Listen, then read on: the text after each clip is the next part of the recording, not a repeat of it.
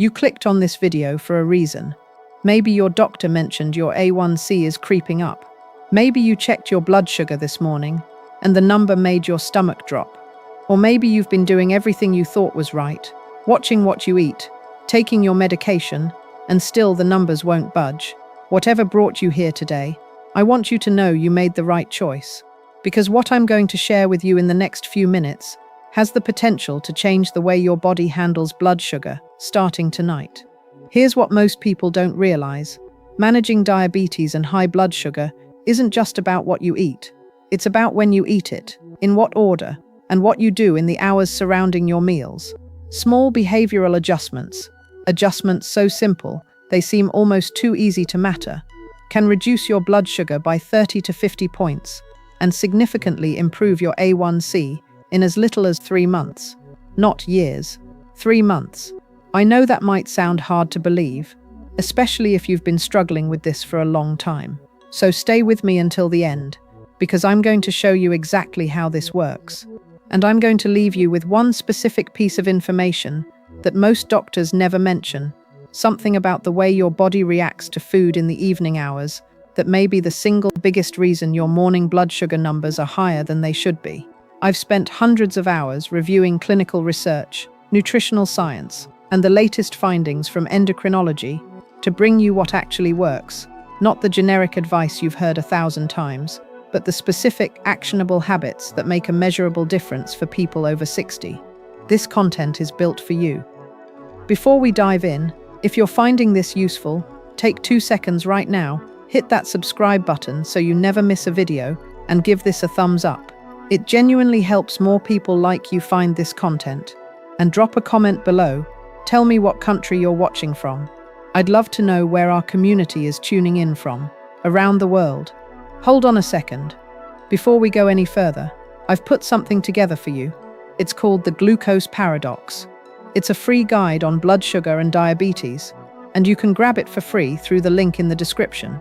I'm telling you this now because I want you to finish this video with a concrete tool in your hands. To get it right away, just click the link in the description, head over to my site, and drop your email. You'll receive the guide in your inbox a few minutes later. But I don't want to take up any more of your time. Let's get back to the video. Let's start with something that might feel obvious, but almost nobody actually does correctly. The order in which you eat your food. Habit number 1 is eating your carbohydrates last. Here's the biology. When you sit down to a meal, your digestive system is essentially a processing line. Whatever hits your stomach first gets broken down first and enters your bloodstream first. Carbohydrates, bread, rice, potatoes, pasta, fruit, break down into glucose faster than almost any other macronutrient. If you eat them first, on an empty stomach, that glucose floods your bloodstream rapidly, and your pancreas has to scramble to produce enough insulin to manage it. For someone with type 2 diabetes or insulin resistance, this is where things go wrong. The spike is steep, the insulin response is sluggish, and the resulting blood sugar roller coaster leaves you tired, hungry, and inflamed. But here's what changes when you flip the order. If you begin your meal with fiber-rich vegetables, broccoli, leafy greens, cucumbers, zucchini, those fibers coat the interior of your small intestine, physically slowing how quickly glucose can be absorbed into the bloodstream. Then you eat your protein, grilled chicken, salmon, eggs, beans, and healthy fats, which slow gastric emptying further, meaning food moves from your stomach to your intestines more gradually. By the time those carbohydrates finally arrive, the digestive environment has been completely transformed.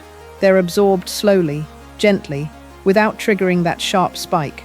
Clinical research, including a well-known study published in Diabetes Care, has shown that eating carbohydrates last rather than first or mixed can reduce post-meal blood sugar spikes by 30 to 40%. Not a modest improvement, a dramatic one. And it costs you nothing but a change in the sequence of your fork. So tonight, at dinner, try it. Eat your salad or your cooked vegetables first. Finish your protein and whatever fat is on your plate, and then, at the very end, eat your bread or your rice or your potato. You may be surprised by how different you feel an hour later. Habit number 2 is adding soluble fiber to every meal. Not all fiber is created equal. There are two types: insoluble fiber, which basically acts like a broom sweeping through your digestive tract, and soluble fiber, which does something far more interesting for blood sugar. When soluble fiber meets liquid in your gut, it forms a thick, viscous gel.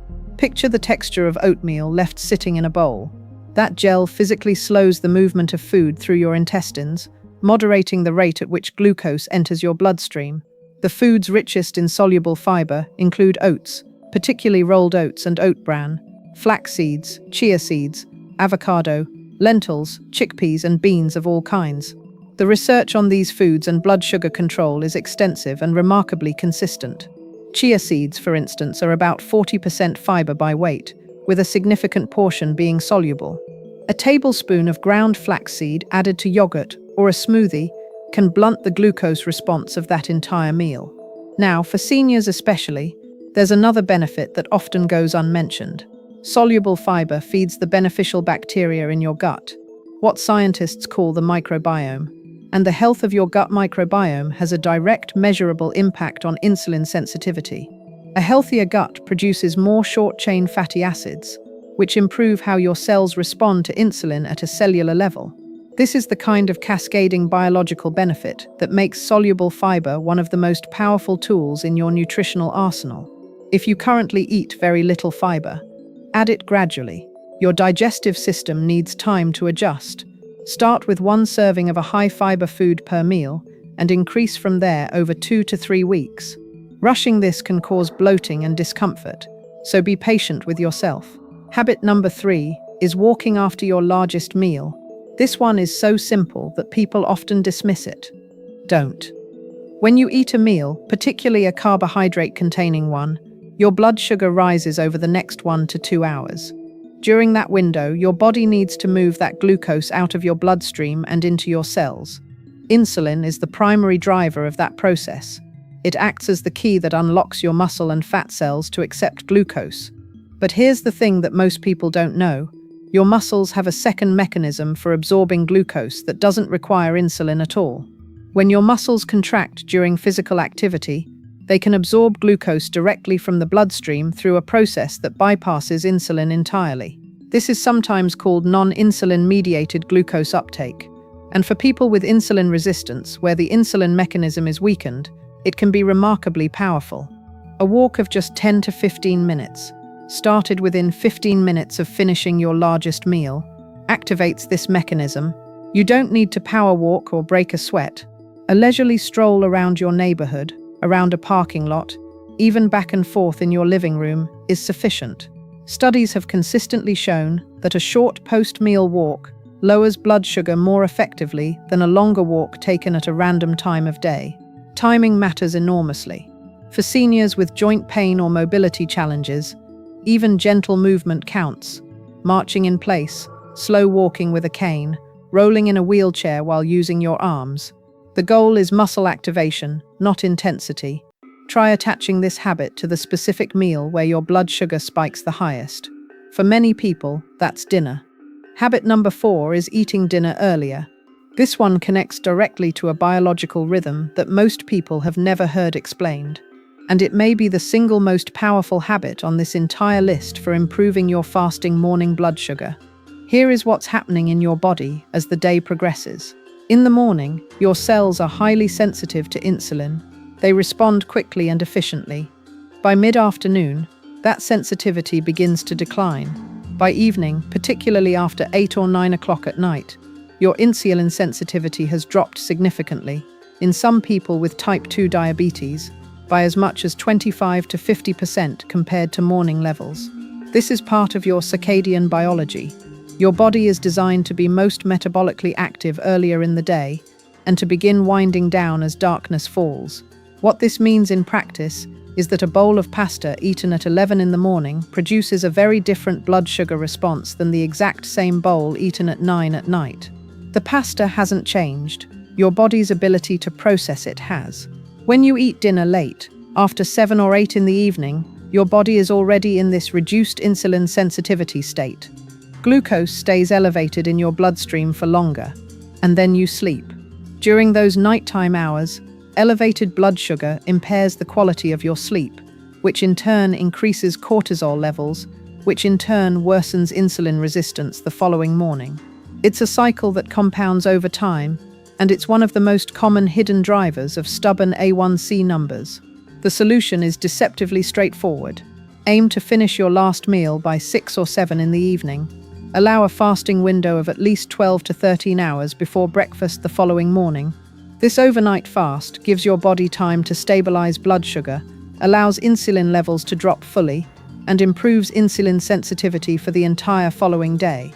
Many people report that simply making this one change, eating dinner earlier, and extending their overnight fast, dramatically improves their morning fasting glucose within 2 to 3 weeks. If eating at 6 feels socially or logistically difficult, start by moving dinner 30 minutes earlier each week until you reach a time that works. Habit number 5 is maintaining adequate vitamin D levels. If you haven't had your vitamin D levels tested recently, this is the habit that might explain a lot of what you've been experiencing. Vitamin D is not just a vitamin, it functions more like a hormone, influencing hundreds of biological processes throughout your body, including, critically, insulin production and insulin sensitivity. Vitamin D receptors are found on the beta cells of the pancreas, the cells responsible for producing insulin. When vitamin D levels are insufficient, these cells function less efficiently. They produce less insulin in response to rising blood sugar, and the insulin they do produce encounters cells that are less responsive to it. The prevalence of vitamin D deficiency in the United States is staggering, particularly among older adults. Reasons include reduced outdoor time, reduced skin synthesis efficiency with age, certain medications that deplete vitamin D, and dietary patterns that don't include enough fatty fish, eggs, or fortified foods. Studies examining populations with type 2 diabetes consistently find that deficiency rates are higher among diabetics than among the general population, and that correcting deficiency produces measurable improvements in glycemic control. The best first step is a simple blood test. Ask your doctor to check your 25-hydroxyvitamin D level. Optimal levels for blood sugar management are generally considered to be between 40 and 60 nanograms per milliliter. If your level is below that range, discuss supplementation with your doctor. Most people find that a daily supplement in the range of 2,000 to 4,000 IU, taken with a fat-containing meal for best absorption, is sufficient to restore adequate levels within 2 to 3 months. Sunlight exposure, 15 to 20 minutes of midday sun on your arms and legs several times per week, also helps if your climate and mobility allow it. Do not self-diagnose or self-prescribe based on this video alone. Get the test, know your number, then act accordingly with guidance from your healthcare provider. Habit number 6 is including healthy fats in every meal. For decades, Americans over 60 were told to fear fat. Low-fat diets were prescribed as the solution to heart disease, weight gain, and metabolic problems. We now know this guidance was not only oversimplified for people managing blood sugar, it may have made things significantly worse. Here's why healthy fats are one of your most powerful tools. Fat dramatically slows the rate at which your stomach empties its contents into the small intestine. This is called gastric emptying, and it's one of the key determinants of how quickly glucose enters your bloodstream after a meal.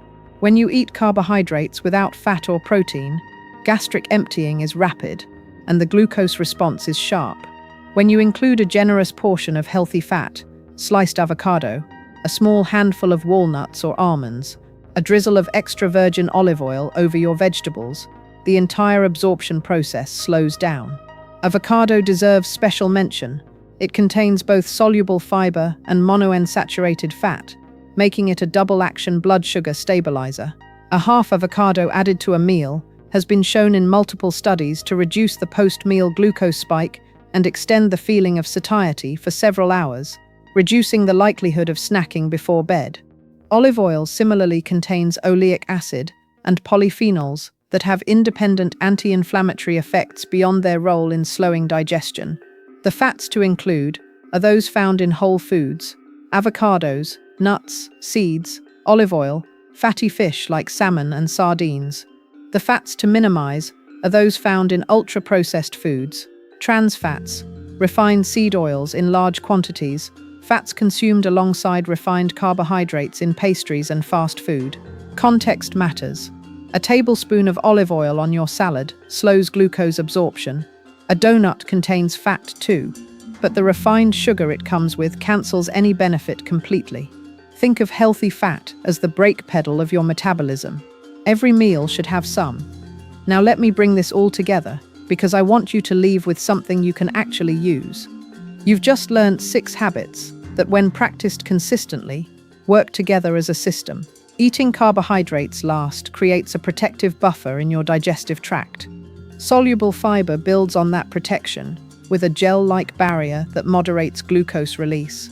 A post-meal walk activates your muscles to absorb glucose without insulin. Eating dinner early aligns your meals with your natural insulin sensitivity rhythms. Adequate vitamin D restores the efficiency of your pancreatic function, and healthy fats put the brakes on how quickly your digestive system releases glucose into the bloodstream. None of these habits is difficult. None requires a gym membership, a prescription, or a complete dietary overhaul. They are behavioral shifts, small changes in timing, order, and content that align your daily patterns with your body's actual biology. The research is clear. People who implement multiple small behavioral changes simultaneously tend to see results far faster than those who rely on a single large intervention. You don't need to do all 6 habits perfectly starting tomorrow. Start with 3. Choose the 3 that feel most natural to you. Maybe earlier dinners, a post-meal walk, and more avocado on your plate. Do those for 30 days. Track your fasting blood sugar every morning. Watch what happens. Then add the remaining habits gradually, one at a time, as each new behavior becomes automatic. 3 months from now, when you sit down with your doctor and look at your A1C together, you may be surprised by what consistent, intentional daily habits can accomplish. This is not magic, it is biology, and biology responds to how you treat it. And hey, if you made it all the way here, please subscribe to this channel if you haven't already. Hit the like button to let me know this was worth your time. And leave a comment below. Tell me what country you're watching from. Seriously, I read every single one, and it means a lot to see how far this community reaches. You know what the problem is with diabetes and high blood sugar? Most people find out way too late. And by the time they do, they have no idea where to even start. That's why I decided to create a free guide. It's called the Glucose Paradox, and inside, you'll find everything you wish you'd known sooner. I'll explain how blood sugar actually works, and why your body sometimes reacts the exact opposite way you'd expect. That's why it's called a paradox. I've also included concrete habits you can start changing right now, even if you know zero about nutrition or medicine. It's free, you can download it in a second, and it might be the single most useful thing you do for your health today. Just click the link in the description to head to the site, drop your email, and get the guide sent straight to you. Don't put this off.